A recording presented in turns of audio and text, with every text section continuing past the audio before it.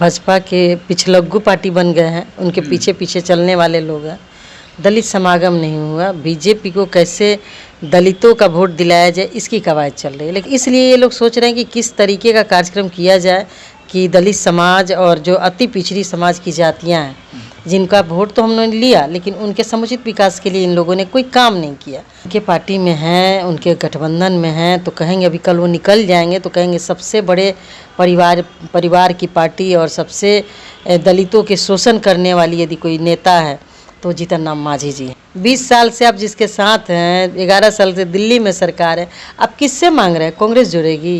देखिए, चिराग जी का राजनीति दलितों के इर्द गिर्द नहीं घूमता है। सभी जातियों को इन लोगों ने साइड करके गठबंधन के माध्यम से अपने परिवार को सेट करने के लिए जो कवायद शुरू की है बिहार, तो कांग्रेस को कमतर आंकना, ये कहना कि कांग्रेस की ज़मीन नहीं है, उस ज़मीन को फिर से वापस करना है। वापस कांग्रेस से आएगी पुराने दौर में? बिल्कुल आएगी, क्यों नहीं आएगी? हमने क्या गड़बड़ किया?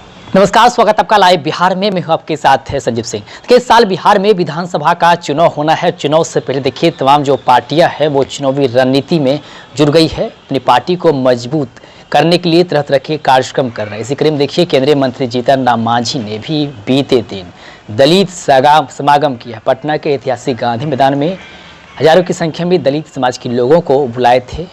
देखिए, लेकिन उसमें कई सारे जो है सवाल निकल कर सामने आए हैं। आपको बता दें कि जदयू की तरफ से नीतीश कुमार आए थे, बीजेपी की तरफ से सम्राट चौधरी आए थे, लेकिन चिराग पासवान या उनके पार्टी की तरफ से कोई नेता वहां पर नहीं दिखे। साथ ही साथ बिहार में दलितों की राजनीति को लेकर जिस प्रकार से जीतन राम मांझी ने जो बयान दिया उसको लेकर कभी खास बातचीत करेंगे। हमारे साथ बात करने के लिए कांग्रेस से विधायक है प्रतिमा दास जी, सीधे जुड़ते बातचीत करते हैं। सबसे पहले विधानसभा का चुनाव है और जिस प्रकार से दलित समागम जीतन राम मांझी ने किया है, हजारों की संख्या में दलित समाज के लोगों को बुलाया है, इसको कैसे देखते हैं?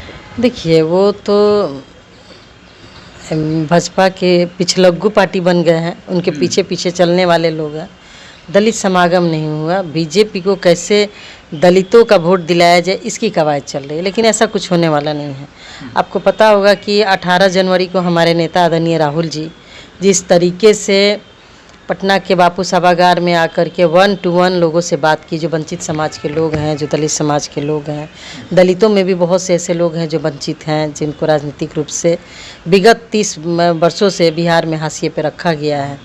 तो इन सब तमाम मुद्दों को लेकर के अभी बीजेपी और जदयू के अंदर बौखलाहट है और इसलिए ये लोग सोच रहे हैं कि किस तरीके का कार्यक्रम किया जाए कि दलित समाज और जो अति पिछड़ी समाज की जातियां हैं, जिनका वोट तो हमने लिया लेकिन उनके समुचित विकास के लिए इन लोगों ने कोई काम नहीं किया, तो इसलिए ये लोग बेचैनी में हैं। सम्राट चौधरी सबसे बड़े चेहरे बताते हैं, दलित समाज के सबसे बड़े चेहरे जीतन राम मांझी को बताए हैं कल के मंच से। देखिए, अब उनके पार्टी में हैं, उनके गठबंधन में हैं, तो कहेंगे अभी कल वो निकल जाएंगे तो कहेंगे सबसे बड़े परिवार की पार्टी और सबसे दलितों के शोषण करने वाली यदि कोई नेता है तो जीतन राम मांझी जी हैं।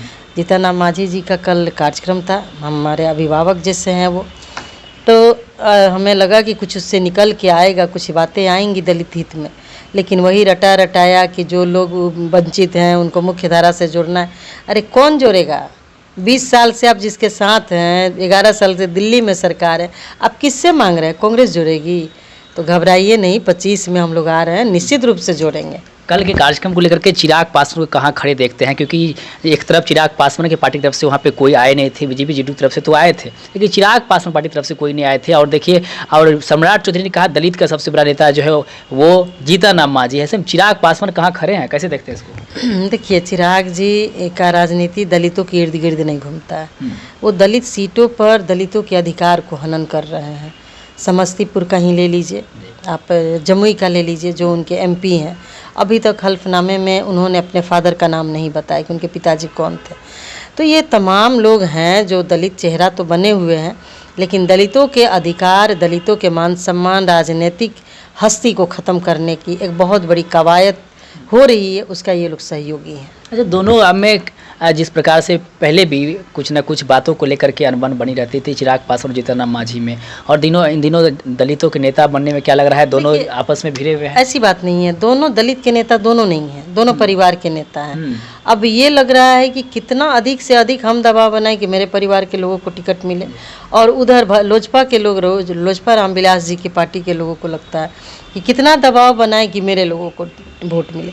एक दो जाति है नहीं, 24-25 जातियां हैं दलित समाज में, और सभी जातियों को इन लोगों ने साइड करके गठबंधन के माध्यम से अपने परिवार को सेट करने के लिए जो कवायद शुरू की है, बिहार की जनता समझ गई है।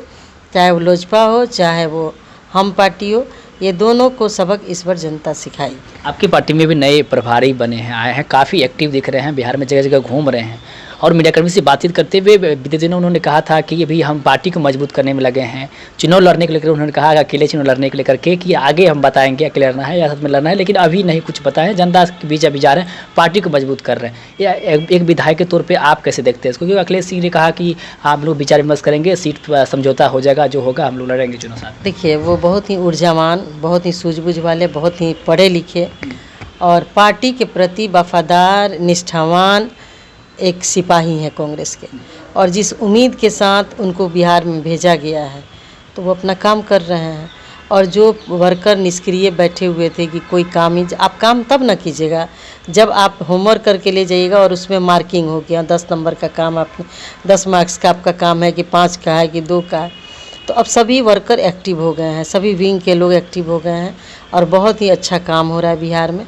और मुझे पूरा उम्मीद है कि आने वाले 2025 के चुनाव में इसका बहुत ही पॉजिटिव रिजल्ट मिलेगा। अच्छा, लोकसभा चुनाव में देखा गया था कि लालू प्रसाद यादव जो है वो सीटों का बंटवारा हुआ नहीं था, वो अपने मन से टिकट बांटने लगे थे।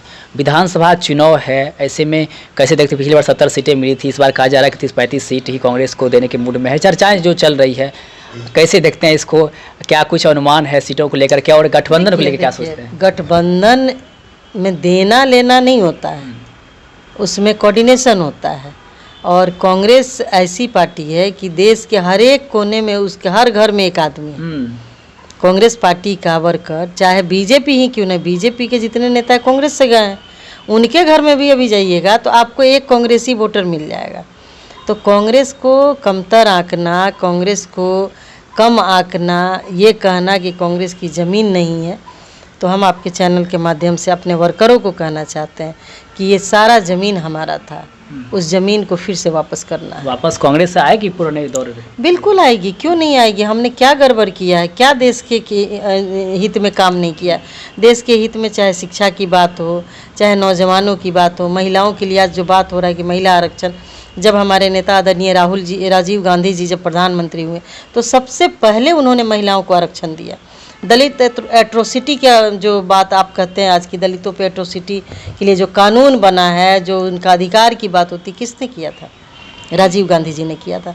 तो फिर उन्होंने गलती कहाँ की कि हमारी ज़मीन खिसक गई? ये अलग बात है कि लोगों को हमने बताया नहीं कि हम आपको जो ये अधिकार मिला हुआ है संविधान के माध्यम से, उसका पालन और उसको लागू कराने के लिए कांग्रेस ने अथक प्रयास किया और उसको लागू कराया। आपके मान सम्मान और अधिकार की रक्षा की लड़ाई कांग्रेस पार्टी लड़ती है और लड़ेगी आगे भी। आपकी रक्षा की लड़ाई कांग्रेस पार्टी लड़ती है और लड़ेगी आगे भी, आपके साथ खड़ी रहेगी। तो 70 या उससे अधिक या कम में भी काम चलेगा इस बार? देखिए, वो ये तो समय बताएगा। और ये हमारे प्रभारी आदरणीय कृष्णा अलवारू जी और हमारे नेता आदरणीय मल्लिकार्जुन खड़गे साहब, राहुल जी, तमाम जो वरिष्ठ नेता हैं, अखिलेश बाबू हैं, ये सब लोग मिलकर तय करेंगे। हम लोग तो वर्कर हैं, जो पार्टी का निर्देश होगा उस पर काम करेंगे। बिल्कुल। तो देखिए, हमारे साथ बातचीत करते हैं कांग्रेस विधायक हैं प्रतिमा माता जी ने साफ साफ कहा कि हमारे जो शीर्ष नेतृत्व है वो तय करेंगे। वहीं चिराग पासवान और जीतन राम मांझी को लेकर के भी उन्होंने साफ साफ कहा कि देखिए, दोनों दलित का नेता अपने आप को मानते हैं और बनने में लगे हुए हैं, लेकिन कोई दलित का नेता नहीं है, क्योंकि ये लोग दलित की बात नहीं करते हैं, ये लोग सिर्फ अपने परिवार की बात करते हैं। बाकी तमाम मुद्दे को लेकर क्या कुछ कहते हैं वो आप सुन लेते हैं। आप भी अपनी राय प्रतिक्रिया हमें कमेंट बॉक्स के माध्यम से दे सकते हैं। आप देखते हैं लाइव बिहार। आप सभी का बहुत बहुत धन्यवाद।